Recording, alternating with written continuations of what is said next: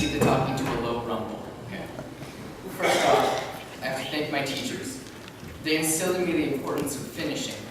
Whether it's a research paper, a 5K, or even that one single calculus problem, which seems to defy all laws of mathematics.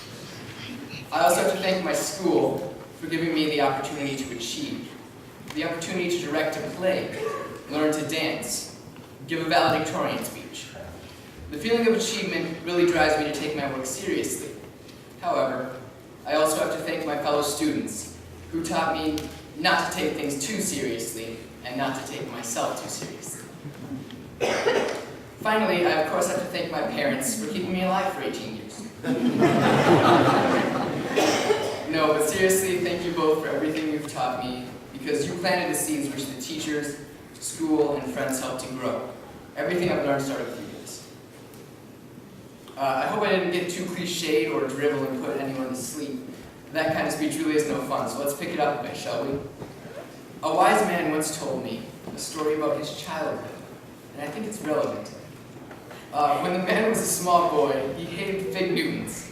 Indeed, he still does to this day. One day, while his parents were away, he and his sister decided to seize the opportunity and promptly raided their pantry. Now, his sister was quite fond of fig Newtons and convinced the poor boy to try one. He hesitated, then took a small bite. Just as he was starting to think that they might not be so bad after all, it happened. The children saw headlights coming in the driveway, and chaos ensued as they tried desperately to hide the evidence. The boy's little sister screeched, or big sister, excuse me, "Eat the fig Newtons before they see it." The boy complied, but as he stuffed the whole fig Newton into his mouth, he realized that they were indeed the least palatable thing he had ever tasted. His sister thought for a moment that they had gotten away with it, but just as his parents opened the door, the young Mr. Hokinson vomited all over the carpet. Okay.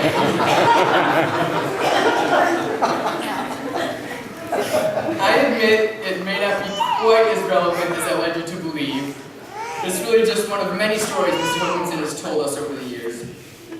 But as any of the graduating seniors will tell you, Mr. Hokinson's stories are one of the most memorable things about our school, and one of the things we'll miss most. So that makes it relevant.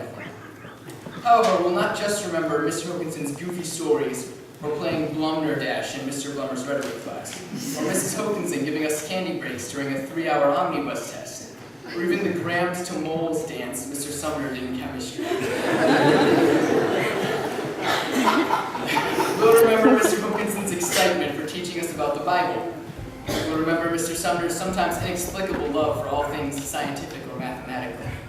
We'll remember Mr. Blummer's enthusiasm for little things like wordy comics and sentence mapping. We'll remember Mrs. Steiner's passion for music. We'll probably even look back fondly at Mrs. Hokinson's strict adherence to the rules. Even the teachers like Mrs. Hegley, Mrs. Howell, Mr. Olson, and Mrs. Shaw, who only lasted a year before we scared them off. Even they each made a distinct impact on us by the example they made with their own love for the craft. And so, Mr. Hokinson's story is just one small example of the ringing memories the teachers have given us these 4 years. But our friendships will also leave a lasting impact. We have all the ridiculous stories, like this one time when we put a tetra in with the beta we were using for our biology experiment. At first, when the beta started to chase the tetra, we thought they were playing. Yeah, we realized our mistake when Gary, the beta, proceeded to eat the poor, unnamed tetra. We also have countless inside jokes, like our band Beard Me Slowly, which will film its music videos in a public restroom for acoustics. Not to mention our strange, quirky little catchphrases like beaching and Swede. All of these things combine to form an intimate, frequently strange companionship among all the documents, but especially the seniors. So, what's the point of all this? Where's the inspiration everyone expects from a graduation speech? Well, I don't know if it's inspiring, but I do have some advice. Live in the present, because even though we created all these great memories in our high school years, I guarantee each and every one of us has thought, wish high school would just be over. From time to time.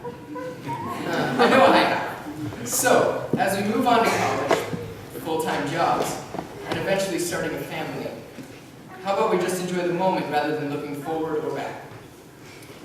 I suppose the irony of this is apparent to all of you after however many minutes of me spouting memories, but life's better when you enjoy what's happening